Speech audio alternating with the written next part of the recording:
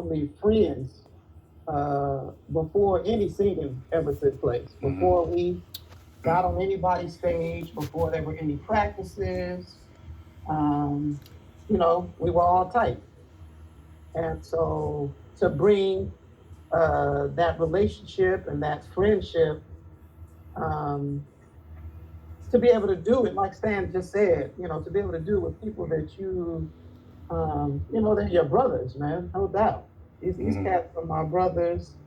Um, we've been through high highs, we've been through low lows, and you know, the fact I think that it started in church,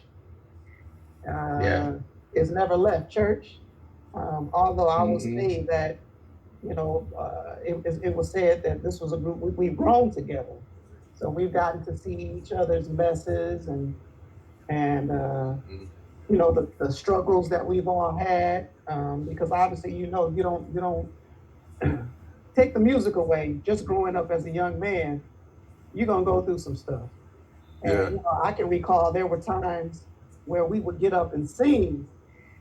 We might get up and sing at a church on a Sunday or on a Saturday, and I knew I was out doing stuff the night before. I didn't have no business, and so just having that experience, man, to be up in front of someone and they are like blessed and giving you all these props and how good God is. And I'm sitting here thinking, oh my goodness, if they saw me last night.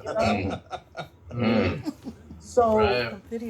The friendships that we've had, that we have developed over the years, man, it's meant everything. And God knew what he was doing.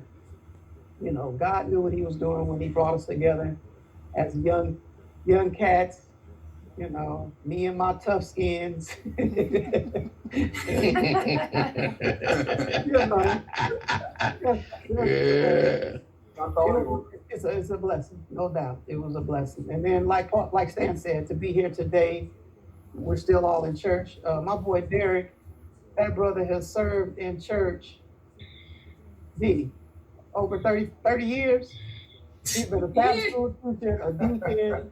A junior deacon. He started out as a junior deacon. A junior deacon. Yeah. So to see that kind of dedication, man. It's just this entire group has just been a blessing. It's been a life blessing, and really shaped, who we are today, no doubt. Can anyone add anything to that? Because I was a lot there. Can anybody add anything to that about far as the brotherhood that you guys are able to keep going? I know I know you guys. I've seen you guys together, and I've seen you operate from me kind of, because I'm the type of guy who I pay attention. I watch people, and you guys don't have that. You don't seem to have that stubborn one. You know how some groups, you might be boys, but you got that one that everybody like go off to the side and be talking about like, I don't think I've pointed out who that is. You know what I mean? I don't think y'all got that dude in y'all group. So that might have made it easier for y'all. This is 1977 right here, man. This is we've been boys since. Well, when did you come to Bakersfield? Ed, 78? Yep. Yeah.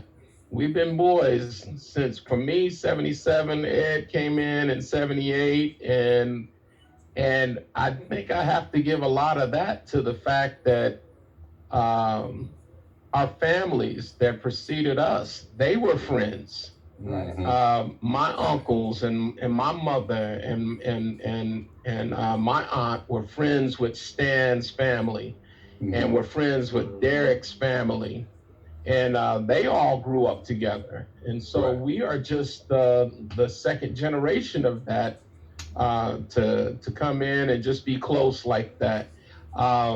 These guys right here, and I'll be honest with you, I'm like Ed, I'm coming from East Bakersfield, and I had my little crew that I hung around with out on the streets. But I think the thing that needs to be said, man, is that these guys right here that you see, these aren't squares. Mm. And so it was cool to hang around with these brothers right here. They weren't squares in the least bit. And so, you know, it was just easy for me to make that transition from, what was the song?